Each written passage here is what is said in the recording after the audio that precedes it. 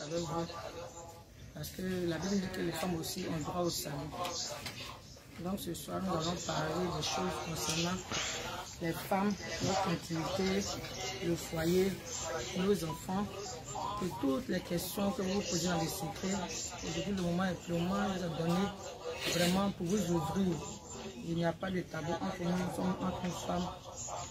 Donc vraiment, libérez-vous. Parce qu'on doit aller au ciel. Soyez bénis.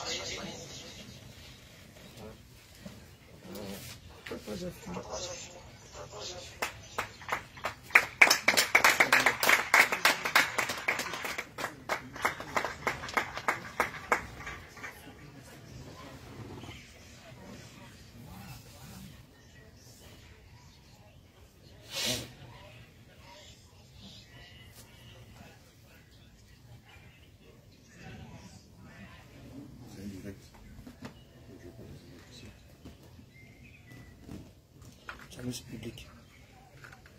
Monsieur public. Monsieur public, touche à l'autre.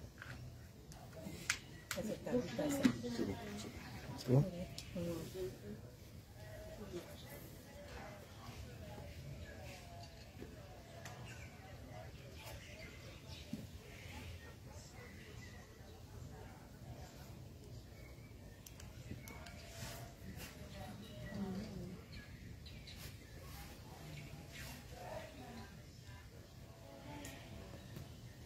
Qu'elle soit plus explicite.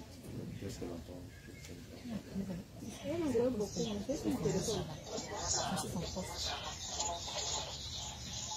En fait, je lui avais demandé. Je lui avais dit, comme il est là-bas, je vois les questions que chacune se pose. Et puis de m'envoyer. C'est pas ça qu'on doit répondre. Maintenant, elle là-bas, c'est que dans les questions, c'est tout. Voilà, sinon, c'est pas comme si ce sont des questions. Voilà, qu'elle aille détail après détail, comme ce sera beaucoup plus clair. Donc, attends, je vais parler. Elle est en train de poser la question.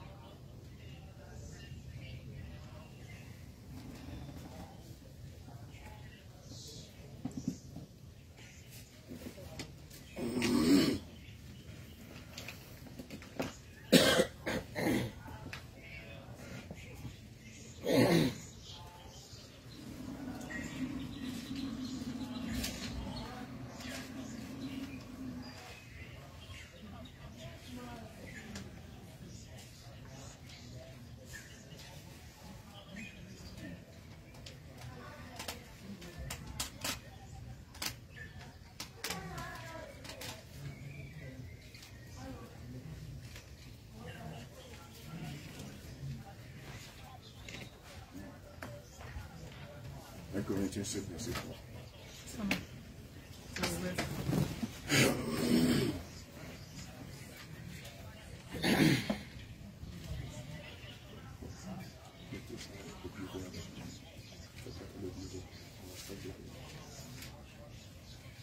Corinthiens 7, verset 3.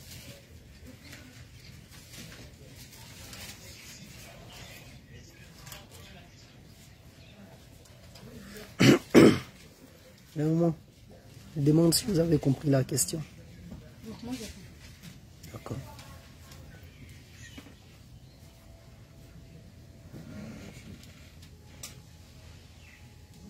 Moi, je n'ai pas bien saisi la question. Non. Comment faire? Il a dit comment faire quand une femme qui pratique la sainte doctrine est mariée à un païen, un Européen ou un Noir, qui ne savent rien de la Sainte Doctrine, quelle est l'attitude qu'elles doivent avoir vis-à-vis de ces hommes-là, de celles qui ont marié des païens, parce que beaucoup d'entre elles ont marié des païens. Ok. Vraiment, on a touché 1 Corinthiens 7 là. Il faut faire comprendre que déjà, dans la Sainte Doctrine, il y a des sœurs qui avaient déjà marié des païens. Mais ce n'est pas parce que vous êtes dans la Sainte Doctrine que tu vas te séparer d'eux, mais tu vas faire ceci. Maintenant, étant dans le Seigneur, tu lui dois soumission. Tout à fait. Voilà. Tu comme lui dois marqué soumission, dans comme les mâles. Voilà, comme verset 22, verset 22. Voilà. Et puis 1 Pierre 3. 1 Pierre 3, où la femme qui a marié un païen, qui a marié aussi. Voilà, doit le gagner par son attitude, par sa douceur, par sa soumission. On dit une femme a un mari non croyant, il se parle avec elle. Voilà. Pourquoi son mari?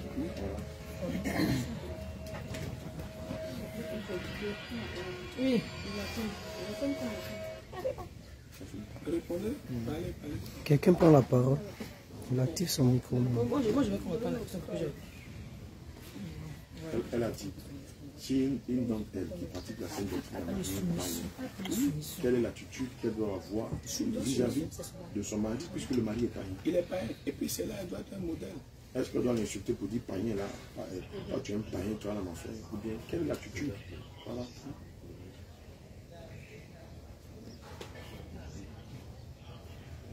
Oui.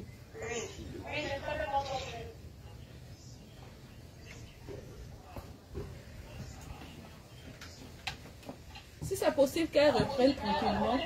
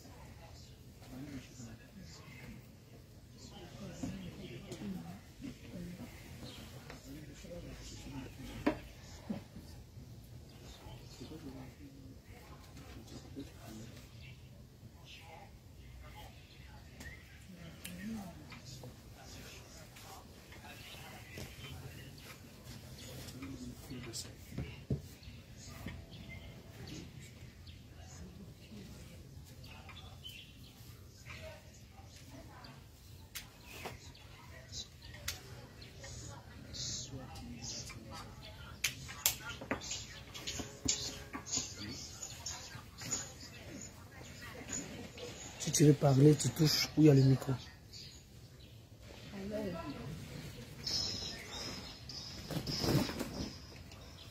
Alléluia.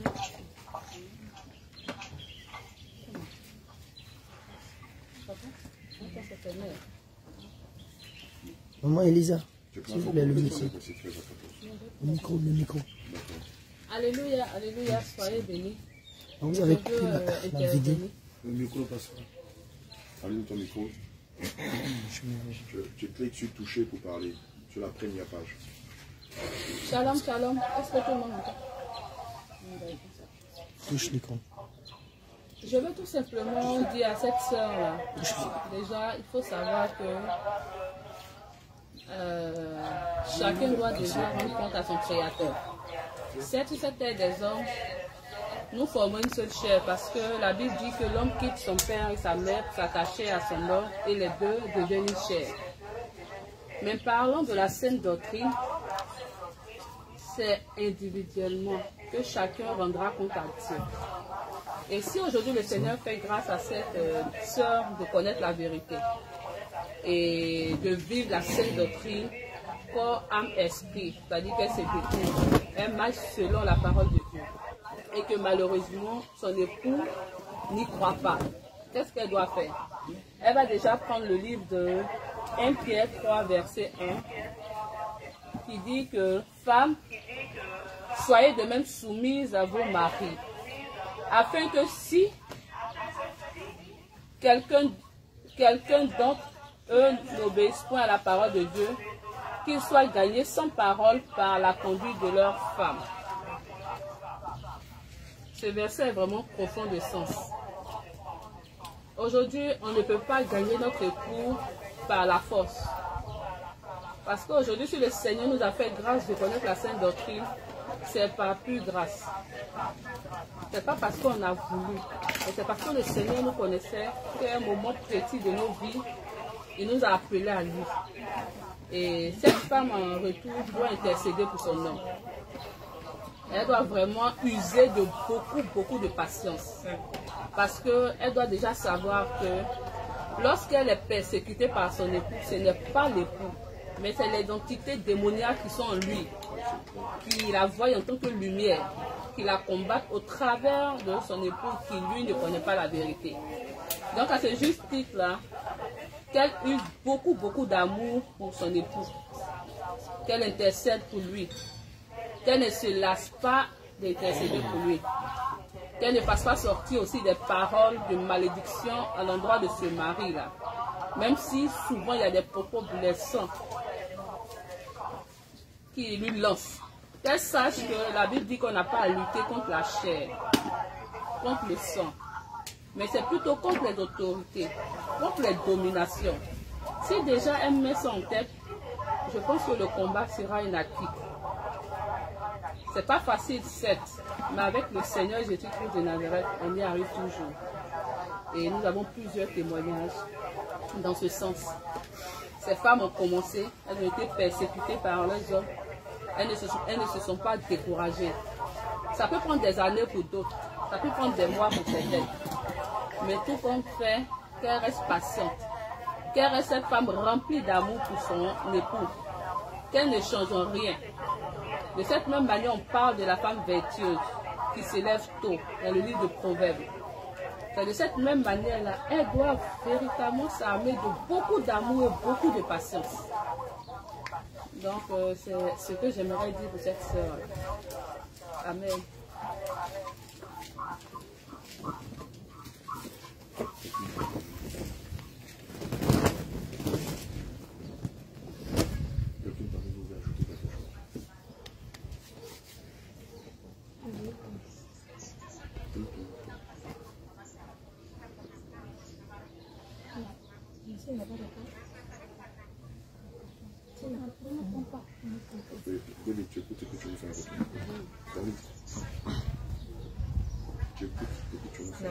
Il n'a pas doté sa femme.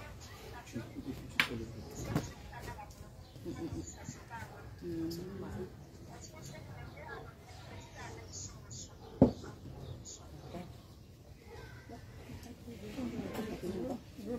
faut prendre Deutéronome 23, 17. Non, 1 Corinthiens 7, verset 14.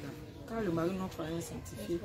Il n'y a pas de signe, il n'y a pas de dot. Ils se sont mariés à la mairie, mais pas de dot. Dans ce type d'espèce, qu'est-ce que la dame doit faire? Rester dans ce foyer-là, continuer. Verset 16, la dernière phrase. Jacques 5. Verset 16, la dernière phrase. Prenez aussi les versets que vous avez là. Jacques 5. Verset 16. La dernière phrase. La toute dernière phrase.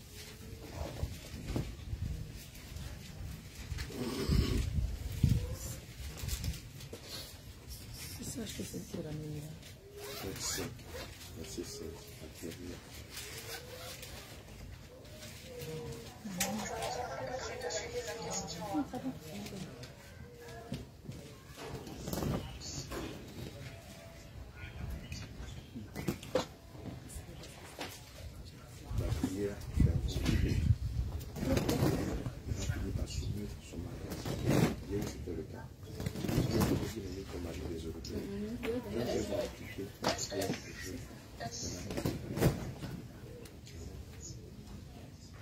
Mais aussi, ça nous appelle ce qu'on vient de lire dans 1 Pierre 3, verset 1 à 2. Par le mode de vie de la femme, a poussé son mari à payer sa dot. Cela au départ, le mari ne veut pas parce que ce n'est pas dans leur coutume. Ils ont perdu cette coutume-là. Mais dans l'attitude de la femme, la vie de prière, mais aussi, vraiment ce temps-là, Voilà, au fait, c'est ce qu'elle veut savoir. Parce qu'ils ne sont pas mariés. Voilà, c'est ce qu'elle veut savoir, en fait. Donc, tout ça, ça doit s'aimer des gens sans évidemment, c'est un peu son genou par la prière que l'homme va finir par comprendre.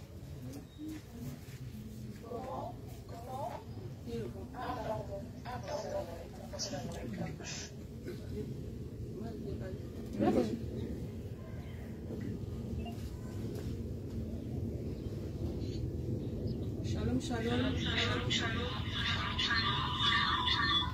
Je suis la seconde de alors, dans ce cas d'espèce-là, c'est d'abord par le comportement de la femme. Déjà dans le foyer, la soumission qui va emmener son homme ici, à voir qu'elle est réellement attachée au Seigneur Jésus par la soumission. Dans Jacques 5, au verset 16, la dernière phrase nous dit: la prière fervente du juste a une grande efficacité.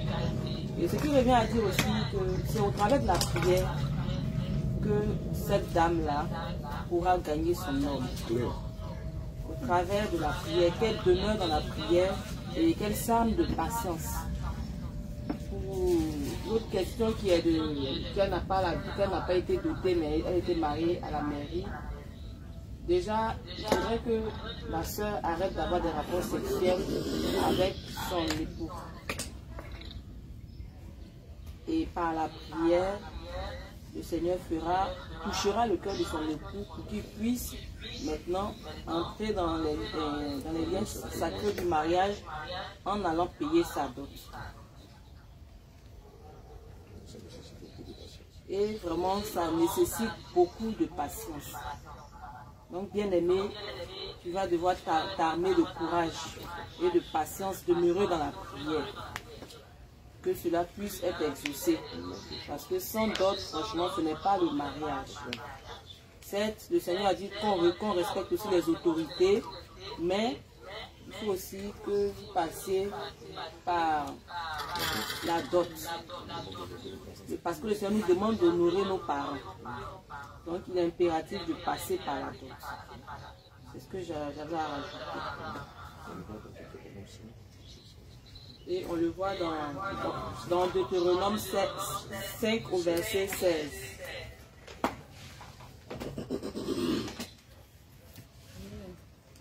Le temps que la servante trouve le verset, je vais ajouter quelque chose. Je vais donner deux exemples. Déjà, nous avons deux sœurs. Nous avons deux bien-aimés. Il y a une qui est au Sénégal, qui est avec un expatrié. Et il y a une autre en Europe, en France, qui a aussi épousé un Français. Celle du Sénégal a été vraiment persécutée dès qu'elle a commencé à se dépouiller. Et sa famille a commencé à la persécuter. Son époux lui a demandé de choisir parce que là, sachant qu'elle n'était pas mariée, elle ne devait plus avoir de rapport avec ce dernier. Et la persécution a commencé. Le monsieur a pris l'enfant. Le monsieur lui a coupé les vies. Mais elle est restée ferme. Elle est restée ferme parce qu'elle savait qu'elle pouvait perdre tout sur cette terre des hommes, mais au moins pour gagner le ciel. Par contre, il y a une autre bien-aimée, celle de la France, quand elle a commencé, parce qu'elle s'est mariée, elle a fait le mariage civil, mais elle n'a pas fait de dot. Et étant ignorante, elle allait toujours avec son époux. Et quand elle a entendu la sainte doctrine, elle a arrêté tout ça. Et pas plus tard que hier, le Seigneur a fait grâce, son mari est venu payer sa dot. Donc pour dire que vraiment, si c'est à côte, ça sera difficile, mais la dot sera payée. Par ricochet, il y a une autre aussi de mes filles que je suis, ça fait 3 ans. Et elle aussi, c'est pareil, elle fait toujours pareil. Elle se marie sans faire la dot. Et elle pense que c'est normal, parce que malheureusement, il n'y a pas quelqu'un pour leur dire que la dot, c'est une étape importante de la vie, parce que c'est l'union de deux différentes familles. Et elle aussi, elle s'est mariée. Elle est allée en France avec son mari. Elle a commencé la sainte doctrine. Au début, elle était persécutée, mais après, son époux la regarde et puis lui dit, je te trouve encore plus belle. Et elle a continué, elle a continué chaque fois à prier, à prier. Quand elle lui a parlé de dot, le monsieur lui a dit, mais par le passé, on s'est mariés, tu ne m'as pas parlé de dot. Pourquoi maintenant tu me parles de dot? Elle lui a dit, moi j'étais ignorante, mais maintenant là, je sais que c'est important.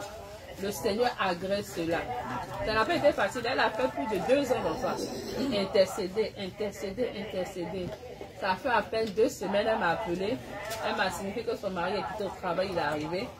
Et il a appelé. Et elle est venue s'asseoir près de lui. Il lui a demandé, la dot là-même c'est combien? Et le monsieur lui a donné la somme pour sa dot. Ça veut dire que quand tu es persévérant dans la prière, et si c'est ta cote, le Seigneur permet que ça se termine toujours bien. Donc c'est ce que j'aimerais ajouter après que la servante de Dieu Elisabeth ait parlé. Amen.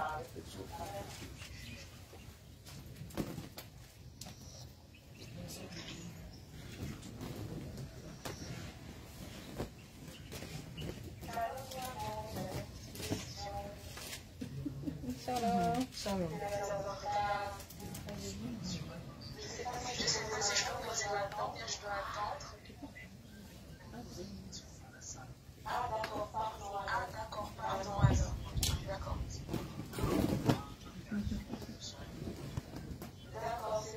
D'accord, c'est noté. Merci. Merci.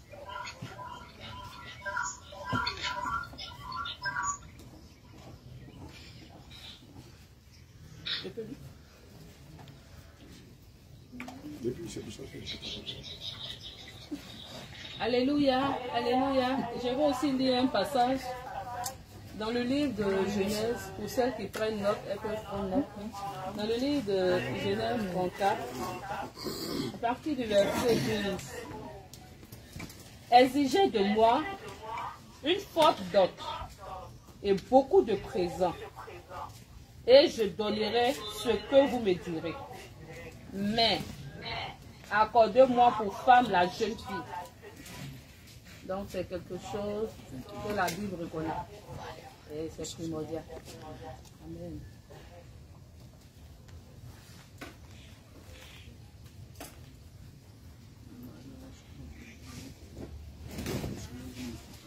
Shalom.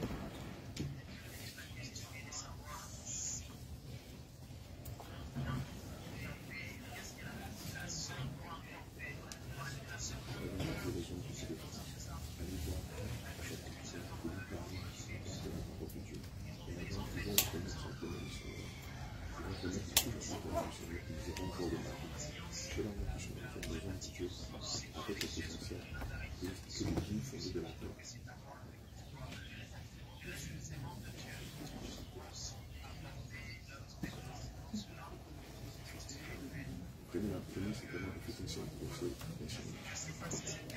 versets d'enseignement. C'est une série de vos femmes. C'était sur cette page-là. La première aussi sur Jacques 5, verset 16. Après de juste une grande efficacité. Apprendre comme ça.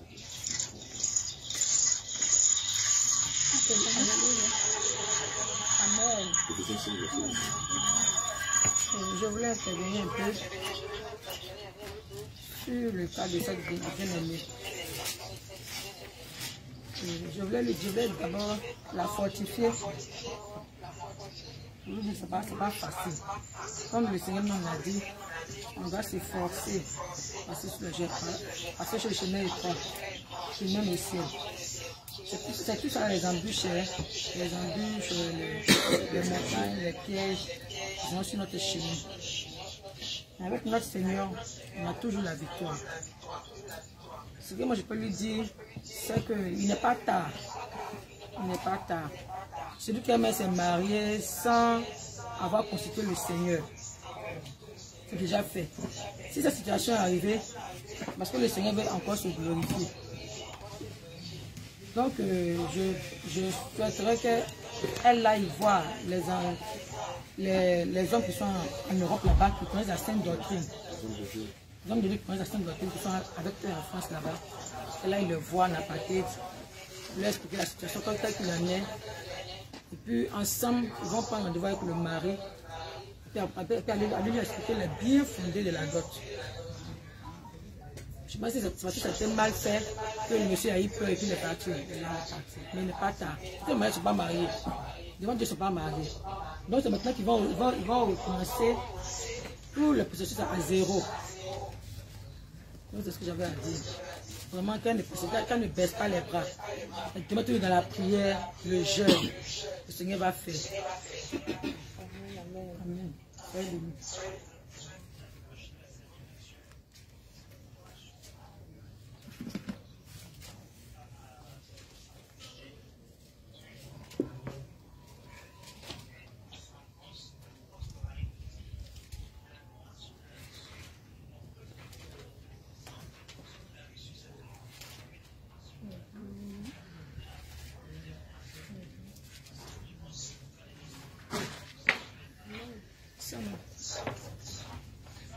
Oui, c'est ça.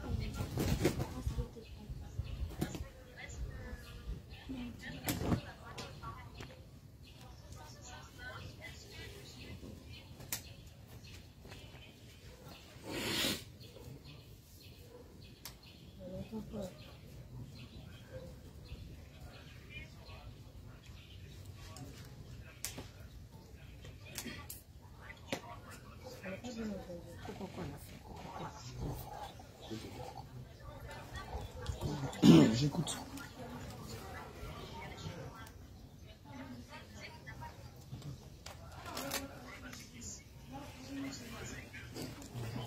Vous entendez maintenant?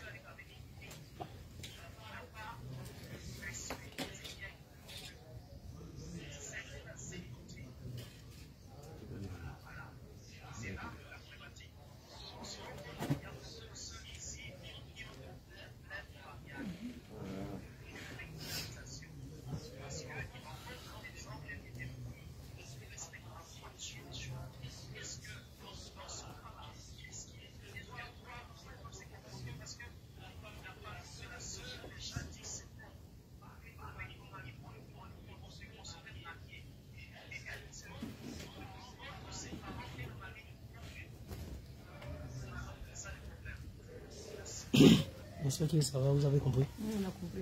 Ok, ok. Moi, je pense que... Moi, j'ai compris ça. Moi, c'est la sœur Yeshua, c'est vraiment de. J'aimerais ajouter quelque chose, apporter un éclaircissement. Il faut dire que la dot a été instituée par le Seigneur pour honorer les parents. Et si le père a trouvé bon de dire au monsieur de partir avec sa femme, je crois bien que la dot a été payée.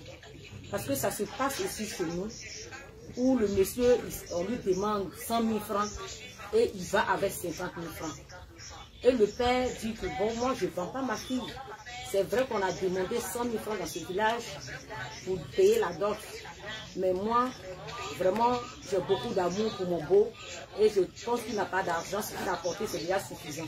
Si le père a donné son accord, c'est que la dot est bien payée. Il n'y a plus rien à ajouter. Il n'y a pas de problème. Oui, c'est le père qui reconnaît la dot. Et s'il reconnaît que la dot a été payée avec 1000 €, qui trouve ça suffisant, je crois que la dot est payée. Et c'est le père qui a donné son accord, donc il n'y a rien à dire, la dot est validée. Parce que moi-même, quand je me mariais, on a demandé à mon mari de payer demain. Qui paye aujourd'hui, qui paye demain, lui, il s'en fout de l'histoire de paille. Donc, en tout cas, mon mari n'a rien payé comme paille. On ne peut pas dire que la dot n'est pas validée. C'est mon père qui donne son accord. Et s'il a donné son accord, il faut dire que la dot est validée. Parce que c'est lui qu'on honore, on est venu honorer. S'il pense que la situation l'arrange, c'est que la dot a été payée. C'est fait. Il n'y a pas de quoi se casser la tête pour cela. Donc la dot est validée. La dame va avec son mari parce que c'est le père qui a donné son OK.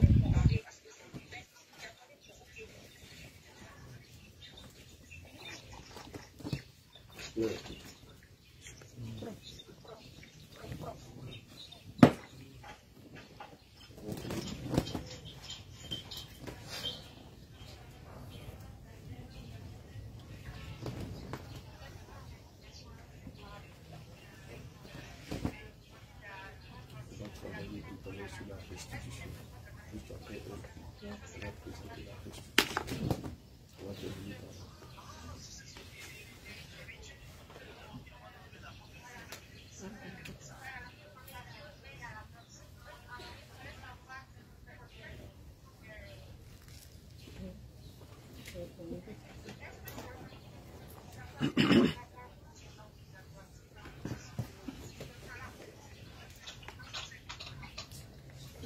Alléluia.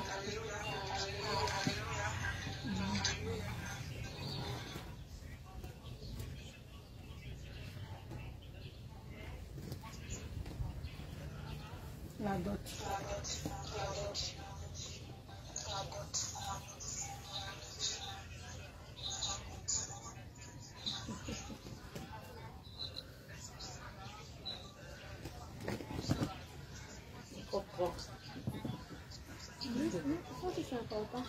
C'est une façon pour les Canada.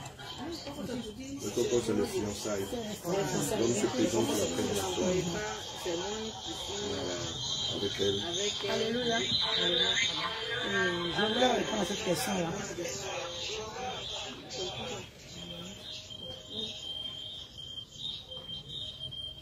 Je pense que le coco est différent de la dot. En ce sens que quand tu as une fille qui a un copain qui veut l'épouser, il vient d'abord se présenter, un prétendant. Il vient se présenter à la maison pour dire que désormais votre fille est avec moi. Si vous ne la voyez pas, c'est à moi que vous devez demander des renseignements pour que je vous dise où elle est. Donc c'est en quelque sorte les fiançailles. Il vient se présenter à la maison aux parents. Donc les parents savent désormais que X est le fiancé de leur fille. De leur fille et qu'avec désormais, c'est avec lui qu'elle est. Donc normalement, à l'issue de ça, normalement la dot doit suivre. On ne doit pas attendre. Comme chez nous, on est en Côte d'Ivoire ici, on ne va pas aller encore étudier la fille pendant des années, on va venir payer la dot.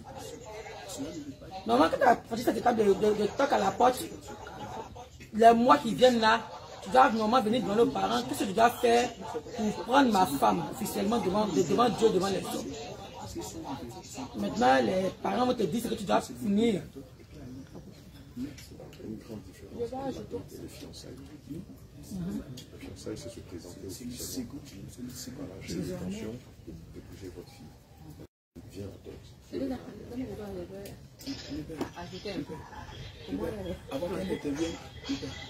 Avant qu'elle intervienne, dans le contexte, l'homme vit déjà avec la femme. Non, on va donner les deux. Ça, c'est pour réparer déjà. Ce n'est plus une affaire de présentation. C'est de réparer. Parce qu'il y a déjà. Ce que maman Elisabeth a dit. Déjà, il faut savoir que lorsqu'on parle de coco, qui signifie les fiançailles, la promise reste toujours chez ses parents. Elle reste toujours chez ses parents. C'est pas parce qu'il a fait le coco qu'un membre de sa famille vient maintenant demander la liste pour la dot. Donc, c'est pas parce qu'il y a eu fiançailles que tu vas vivre avec le monsieur. Non, non, non. C'est la dot que le Seigneur reconnaît. La dot, c'est le mariage coutumier. Amen. Et là aussi, vous allez expliquer, c'est là que Dieu bénit le couple. Parce qu'ils ont béni les parents.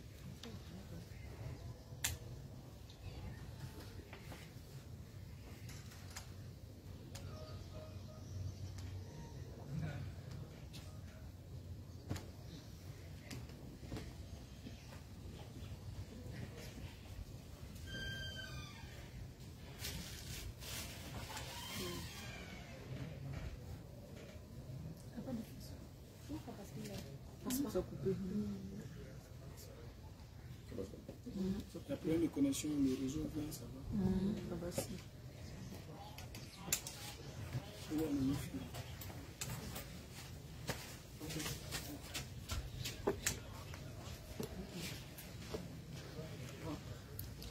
Si la question est été dans le conseil, on n'a pas trouvé la question.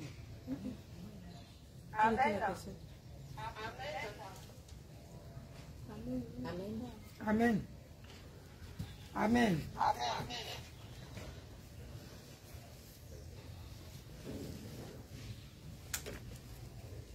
S'ils peuvent répondre à la question. On n'a pas saisi la question.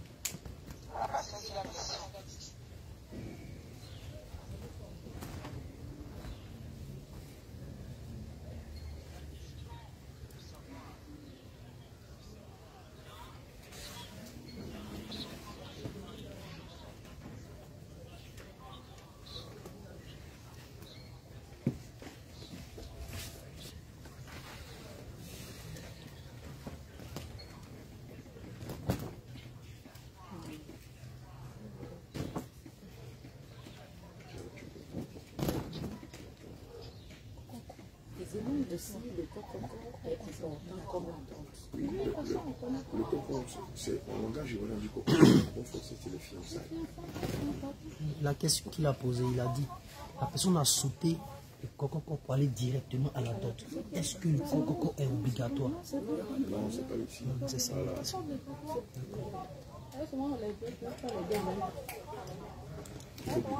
Maman Elisabeth, s'agit pas à ton micro. Ce qui est important pour Dieu, c'est la dot. Il a compris, c'est ça. Quelqu'un peut prendre le Genèse 34, verset 12. Genèse 34, verset 12.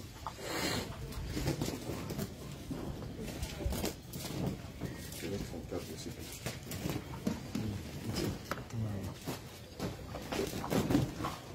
Moi, je suis à l'école.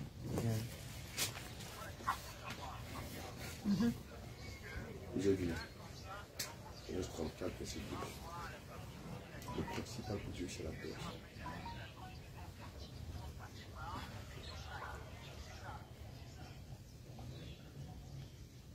Alléluia.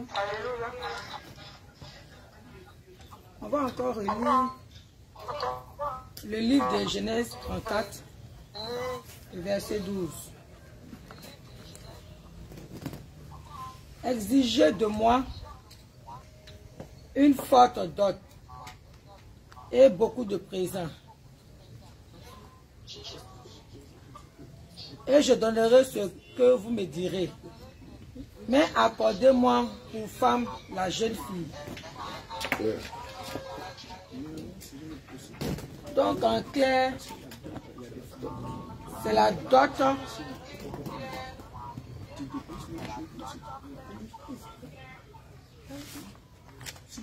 Non, c'est la...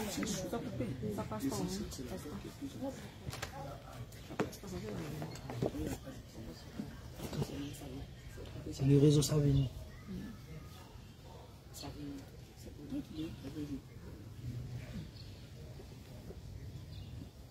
C'est bon, c'est revenu. Alléluia. Donc, ce verset vient encore une fois pour nous dire que c'est la dot qui est importante. C'est la dot qui est le mariage, c'est ce qui est important. Tu peux appuyer ça avec Exode 22, 16 aussi. Exode 22, 16. On peut aussi lire le livre d'Exode. Exode, Non, quelque chose. 26. Exode 20. 22. Exode 22. Il dit encore une fois, c'est la dot qui est importante. Si n'a pas fait, le corps, c'est pas grave. L'aller directement à la dot, c'est le plus important. Quand ils sont mariés. Non, ce que tu dis, c'est vrai. Mais c'est ce qui, si les parents n'ont pas besoin, Si les parents ne demandent pas ça, c'est pas un problème. Mais si tout l'exige, il faut y avoir. Mais c'est un problème. C'est une négociation. C'est qui? Le micro est fermé. C'est fermé, non? moi c'est fermé.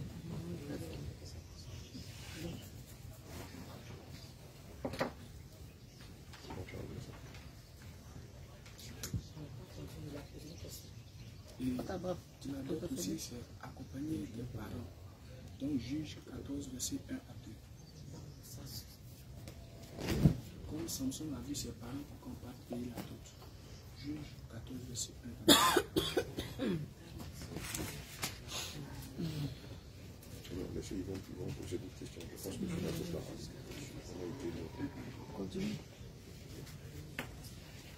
Il parle. Juge 14, 1 à 2.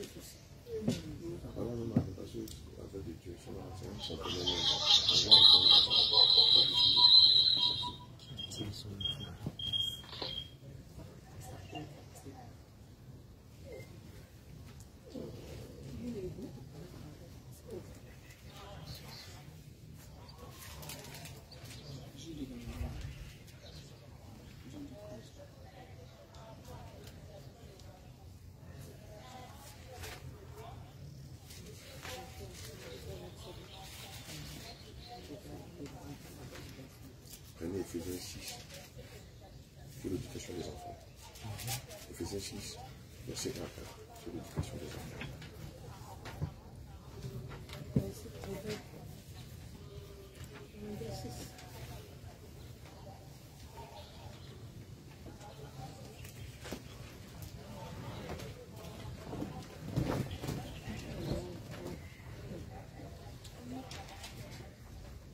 C'est voilà. Le but du Seigneur, c'est de conduire les enfants à l'enfer.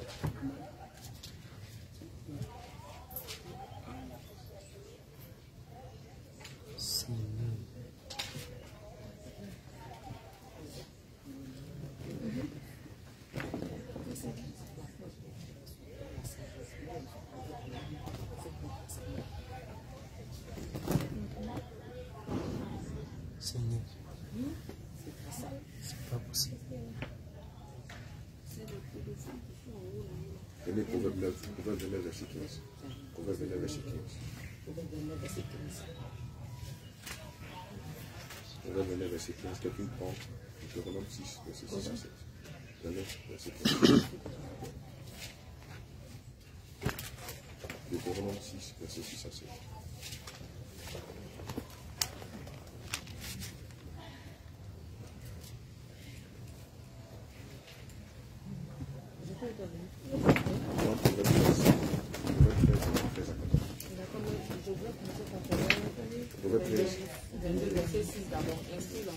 Dis-toi aussi, Proverbe 13, verset 13 à 14.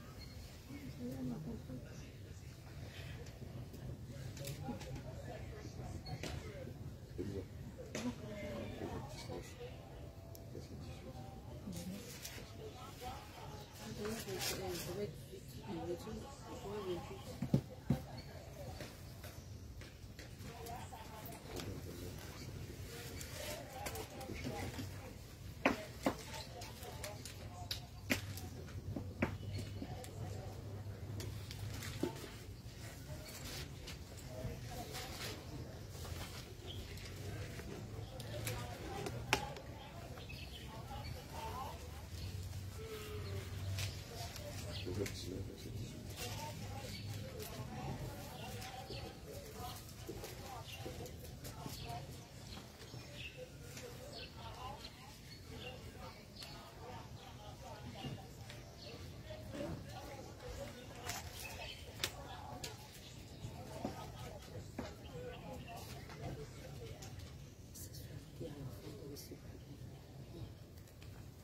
Être ressorti pour le 19, verset 18.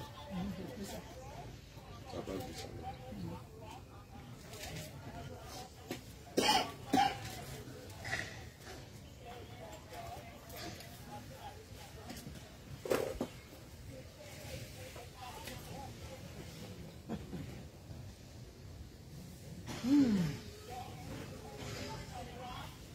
C'est vrai que la Bible demande sur les autorités.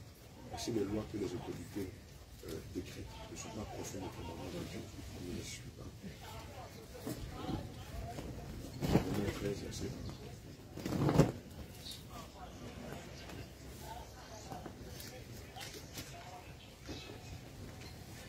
Romains 13, verset 1. La soumission aux autorités. Ici, parce que ça prend le contre-pied les commandements de Dieu.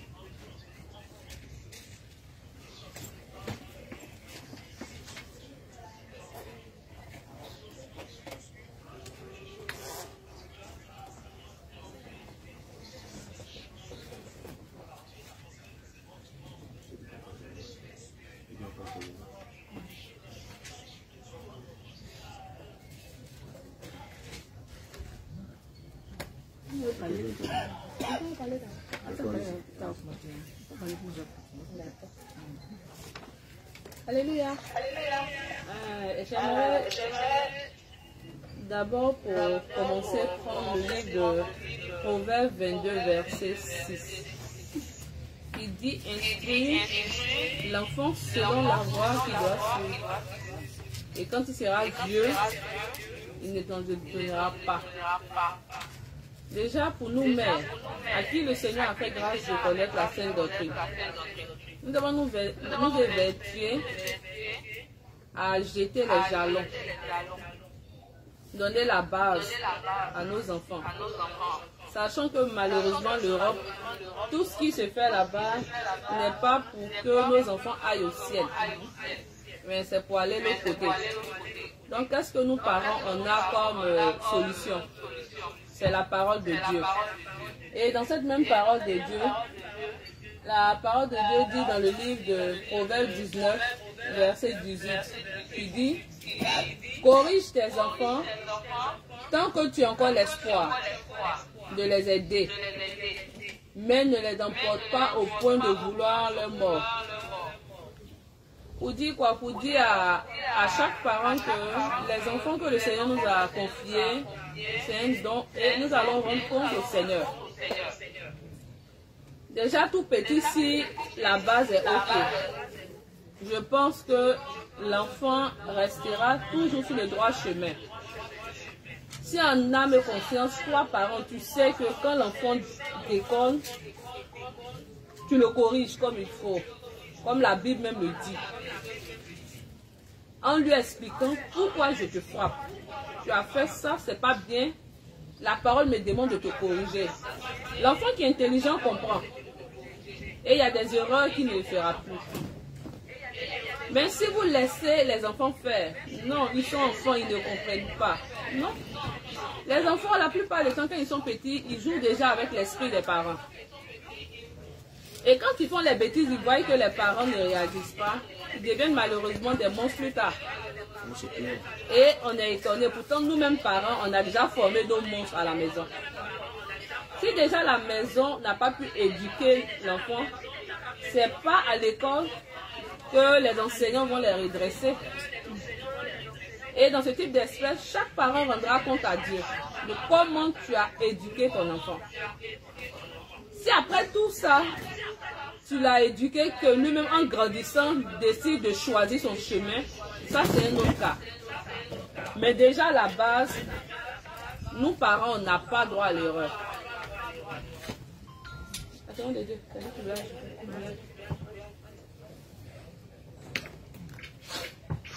Alléluia. Alléluia. Moi, je voulais dire que les parents sachent que c'est avec la Bible que nous serons tous jugés. Nous ne serons pas jugés avec les lois de cette terre, les lois des pays dans lesquels nous sommes.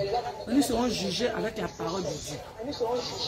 Alors que nous savons que les enfants que nous avons sommes leurs parents adoptifs. C'est un prêt que le Seigneur nous fait. Mais toi, parent, à la maison, ton enfant là, c'est un trésor. Ça, lui, on ne parle pas. Tu trouves que ton enfant là, tu as souffert pour l'avoir. Donc, tous ces caprices, ça te satisfait tes caprices. Ce qu'il demande, tu lui donnes. Moi, je prends mon exemple. J'avais mon fils. Il n'avait même pas 1 an. Moi, ma mère m'a dit qu'un enfant qui gifle sa maman, sur le champ, tu réagis. Moi, j'ai mon bébé, il m'a giflé. Je n'ai pas regardé sa taille, hein, ni à sa forme. De mes grosses mains, j'ai engagé dans son visage. Je vous assure que l'enfant, il m'a regardé dans les yeux comme ça. Il n'a pas coulé des larmes. Parce qu'il savait qu'il va faire une bêtise. Juste aujourd'hui, il a 20 ans, il ne m'a jamais touché, mais pour dire, maman, je vais faire tout. C'est comme ça qu'on doit lever un enfant. Il ne faut pas dire que mon enfant, il est petit, il ne connaît rien. Il connaît. Il connaît. Quand j'ai accouché, ma mère m'a dit, l'enfant que tu viens d'accoucher là, c'est de 3 premiers jours que tu dois le régler. Elle m'a dit le mot réglage. Tu dois le régler. Parce que durant les 3 jours là, l'enfant va tester il va jouer à ton esprit. Si tu tombes dans le piège, c'est fini. Tu vas pleurer à tout moment. Tu as besoin de le prendre, de le mettre au dos. La nuit, tu ne dors pas. Et c'est fini comme ça, hein, et il va grandir avec. Il pleure, tu le regardes, il pleure. Tu le regardes, tu as mal, tu te laisses pleurer. S'il a mangé, il a rassasié. S'il n'a pas fait bobo dans sa culotte, tu le laisses pleurer. Quand il pleure une fois, il pleure 2 fois, et il va personne venir le soulever. Vous savez que même quand il est réveillé, qu'il n'a pas faim, il est à son passé, puis il joue. Parce qu'il sait que les gens, la famille où il est arrivé là, c'est eux qui sont les capitaines du bateau dans lequel il a atterri. C'est comme ça que nous devons élever nos enfants. C'est vrai que chaque femme a la manière d'expliquer sa grossesse. Les grossesses sont différentes d'un enfant à un autre. Mais nous aujourd'hui, là, nous avons fait la grâce de connaître la sainte doctrine. Donc vraiment, ne jouons pas avec les enfants de Seigneur nous a donnés. Élevons-les à base de la parole de Dieu. C'est vrai à l'école. On dit entre la maison et l'école, il y a 3 éducations. Celle de la maison, celle de la rue et celle de l'école. Mais c'est celle de la maison, c'est ça que les enfants vont rendre compte. À l'école, on va dire ça. Tu lui dis non. Nous, voici ce que la Bible nous dit. Tu lui montres le verset, tu lui dis que voilà, c'est pas bon. L'enfant sait faire la part des choses. Même à l'école, quand ces camarades vont réagir comme ça, ils leur diront non, c'est pas bon. C'est pas bon, c'est pas bon. Comme tout à l'heure, maman Sarah l'a dit. Même si étant grand et santé, il détruit le chemin du Seigneur là. Moi, je sais que mon Dieu en qui je crois là, il va le ramener parce que la semence est en lui. La semence qui est en lui là, Satan va jouer à lui jusqu'à... Mais à la fin, le Seigneur aura la victoire. Donc, maman, tenons bon. Ne tenons pas compte de l'humain de nos maris. Ils vont dire non, l'enfant là, non. Ça, c'est mon héritier. Ne le touche pas. Ne regarde pas ça. Élève ton enfant selon la parole de Dieu. Parce que demain, j'allais rencontrer le Seigneur. C'est ce que j'avais à dire.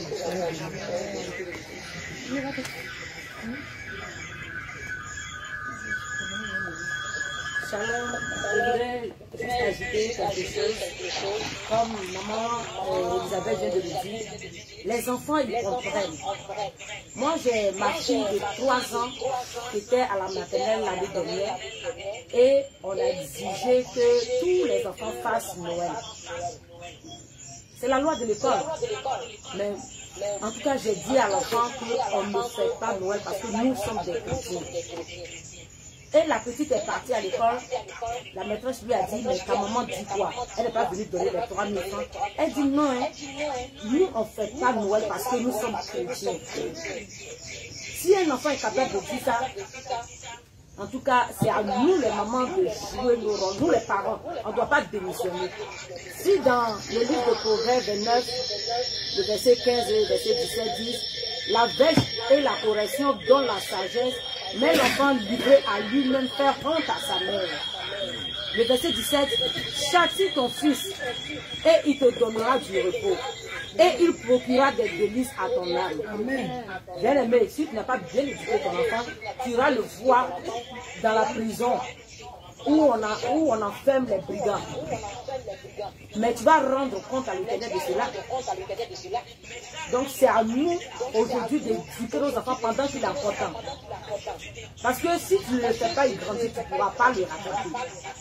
Les enfants comprennent les choses. Avec la parole de Dieu, on arrive vraiment à rattraper les choses. Donc, c'est les paroles de Dieu qu'il faut mettre devant eux. Nous sommes des chrétiens, on doit marcher ainsi. Même ma soeur qui n'était pas chrétienne, elle est en France, elle a dit à sa fille, lui a dit, tu me frappes, je vais lui porter plainte contre toi. Elle dit, tu vois les petits voyous de la France qui traînent dans les prisons là, c'est parce qu'on ne les frappe pas. Si tu me mets en prison, toi, tu vas devenir quoi? Une prostituée, tu veux ça?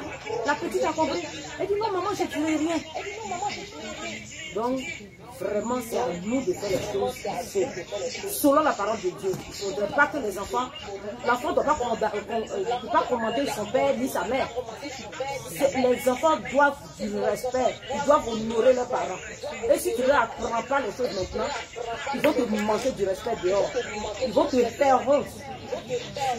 Donc c'est à nous de rattraper les choses maintenant. Il ne faut pas que les enfants défient. Sinon on va rendre compte devant l'Éternel de toutes ces choses-là. Et la majorité de nos enfants, nous allons rendre compte aussi. Donc c'est à nous de faire ce qu'il faut.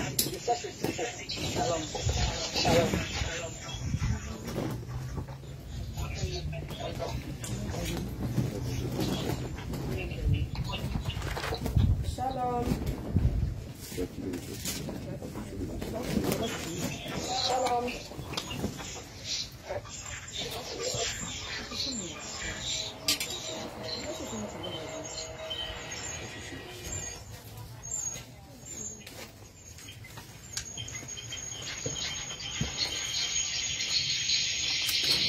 Shalom à vous, bien-aimés du Seigneur. J'aimerais intervenir concernant ce volet des enfants. Je vous dis que malheureusement l'Europe est, si je peux dire ainsi, le berceau.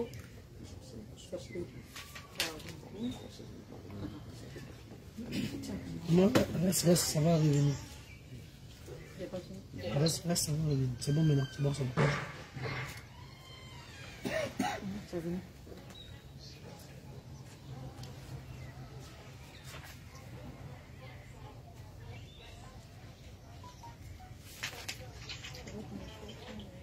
Dis-lui que tu veux intervenir dans la question.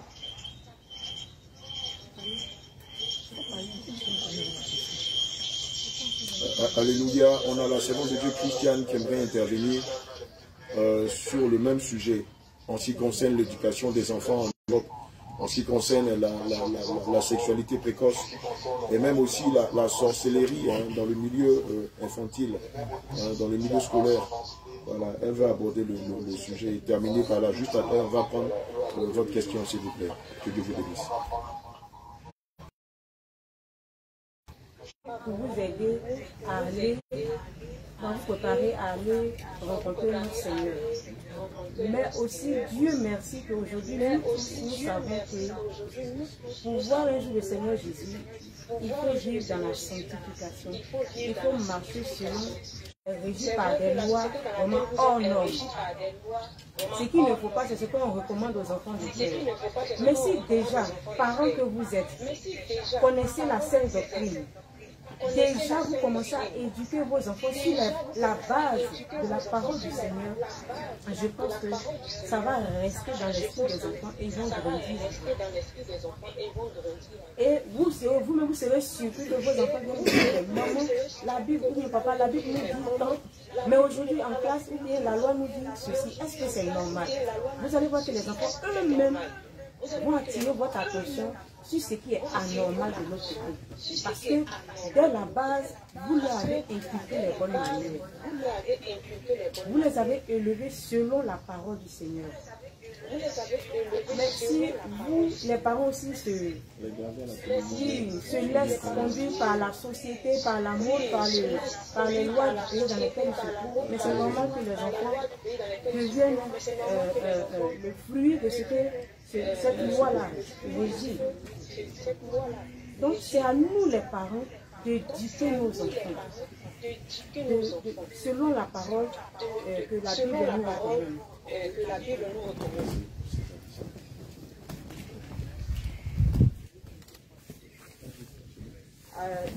Je lis un dernier passage pour finir ce que je disais, s'il vous plaît.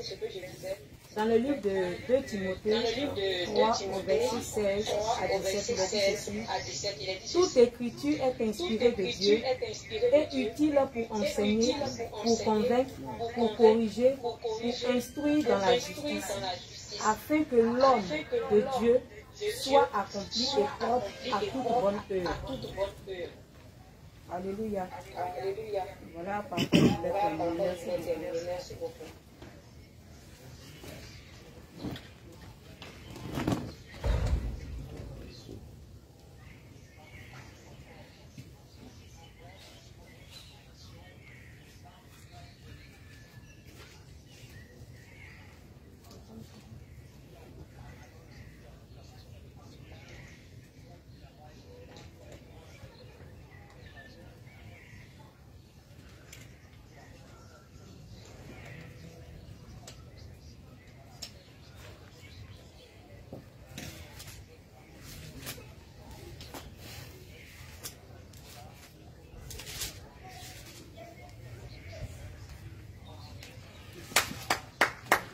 On acclame le Seigneur. Alléluia. Acclamez pour vos différentes interventions.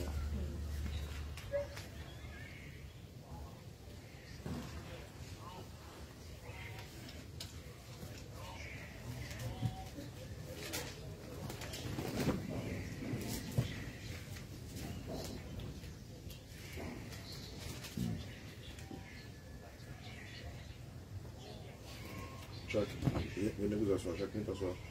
Appelez docteur Lee. On va intervenir. Voilà, commencez.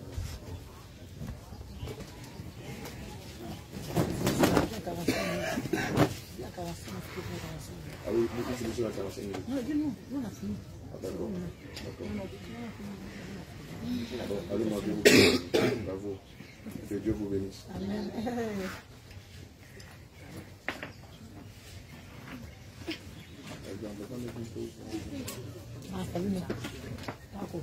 D'accord, Jacques, venez vous asseoir.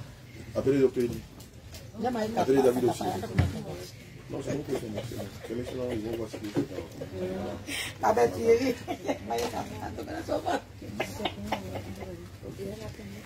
Il a été dit.